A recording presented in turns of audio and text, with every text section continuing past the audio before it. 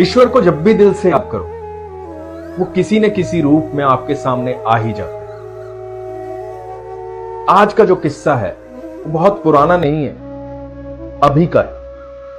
नमस्कार दोस्तों, मैं आपको सुनाने जा रहा हूं। ये किस्सा है 28 फरवरी 2010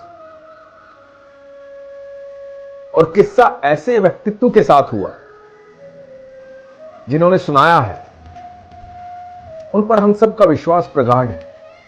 वो ठाकुर जी की सेवा करते हैं। स्वामी हरिदास जी की 7वीं पीढ़ी में जन्म लिया जिन्होंने, गौरव कृष्ण गोस्वामी जी, जिनके गुरु हैं मृदुल कृष्ण गोस्वामी जी, जो ठाकुर जी की सेवा करते हैं, उनके पिता भी हैं।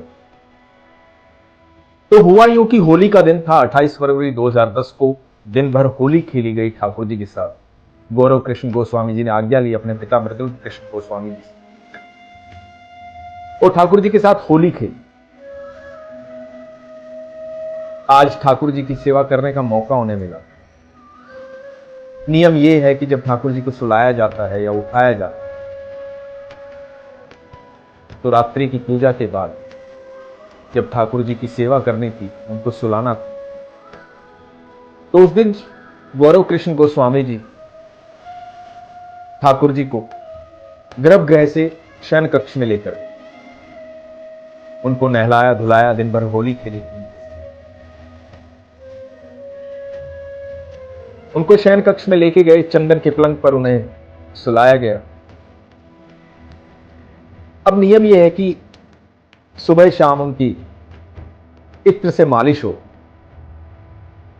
तो गौरव कृष्ण गोस्वामी जी उस दिन भी इत्र से मालिश करने वाले थे। इत्र को अपनी जो माला की थैली जो होती है उसमें डाल करके ले गए। जब मालिश करने का समय आया तो उन्होंने इत्र की बोतल निकाली, तो इत्र की बोतल जो है केसर की। गौरव कृष्ण गोस्वामी जी ने सोचा ये तो केसर का इत्र, मंगवाया भी मैंने ही था, लेकिन केसर के इत्र से ठाकुर जी की मालिश जो है वो सर्दियों में होती है।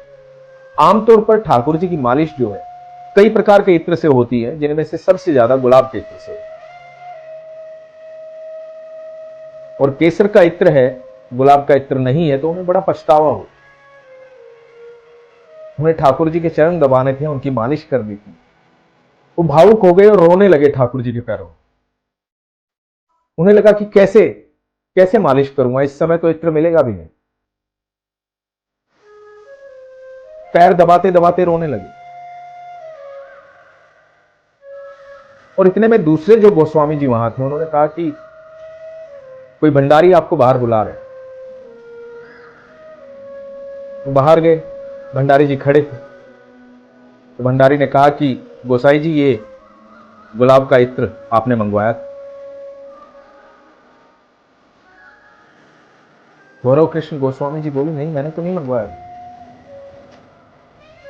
भंडारी जी बोले, नहीं, एक बाहर एक बच्चा मिला था, उसने कहा कि गोस्वामी जी ने इत्र मंगवाया है। मैं गोस्वामी जी को बहुत प्यार करता हूं, उनके भजन सुनता हूं, उन्होंने इत्र मंगवाया है गुलाब का, जाकर के गुलाब का इत्र उन्हें दे। तो गौरव कृष्ण गोस्वामी जी कहते हैं कि मैं अचंभित हो गया, क्योंकि मैंने कोई इत्र मंगवाया नहीं था। तो मैंने भंडारी से पूछा कि कौन है वो बच्चा, कहां है वो बच्चा। तो भंडारी ने कहा कि मैं बुलाकर लाता हूं, बाहर ही खड़ा है मंदिर। भंडारी बाहर गए और अंदर आए और बोले कि शायद वो बच्चा चला गया।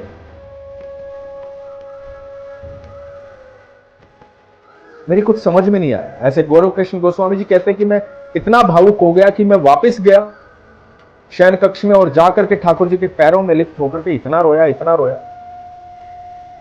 और मैंने कहा कि आप आए और इत्र देकर चले गए।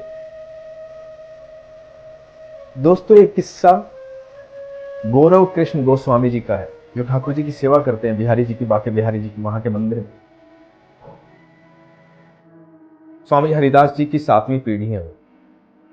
और किस्सा कोई पुराना नहीं है, 2010 का किस्सा है। उन्होंने ये भी कहा है, ये किस्सा सुनाते हुए, कि मैं कोई आत्म प्रशंसा के लिए नहीं सुना रहा हूं, मैं इसलिए नहीं सुना रहा हूं कि आपको लगे कि नहीं, मैं अपने आप को एक कहानी से जोड़ रहा हूं। उन्होंने कहा कि जो मेरे साथ घटित हुआ है वो मैं आपको सुना। जब ये किस्सा मैंने जाना, मैं भावुक हो गया। ये भावनाएं जो है ना सिर्फ वही समझ सकता है जो ईश्वर को समझता हो, जो ईश्वर से प्रेम करता हो। ये आस्था की बात है, ये विश्वास की बात है। जब भी हम विश्वास करते हैं ना, तो विश्वास से जुड़ी हुई हर बात हमें समझ में आती है, हम उस भाव को समझते हैं, हमें वो सच लगता है। और ये अनुभव की बात है, जिसने अनुभव किया हो वही विश्वास कर सकता है, और जिसका विश्वास हो उसे ही अनुभव हो सकता है। तो मैं आपसे सिर्फ इतना कहूंगा कि आप अपने विश्वास को मजबूत रखिए। मैं हमेशा कहता हूं, हर पल हर क्षण ईश्वर आप पर नजर रखता है, आपसे प्रेम कर। इस 24 घंटे की भागा दौड़ी में जब भी हम जीवन में इधर से उधर भाग रहे हैं,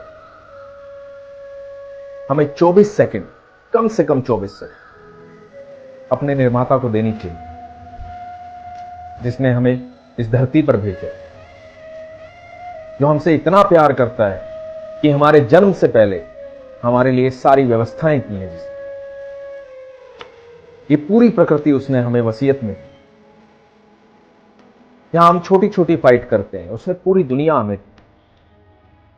हमें हर पल उसका धन्यवाद करना चाहिए, हर क्षण उसका धन्यवाद करना चाहिए, उसे प्रेम करना चाहिए। वो हमारा पिता है, और सत्य वही है, सिर्फ सत्य वही है जो हर पल आपके साथ खड़ा होता है, जो आपकी अच्छी और बुरी हर बात को सुनता और समझता है। तो विश्वास रखिए अपने ईश्वर और खुश रहिए। हरे कृष्ण।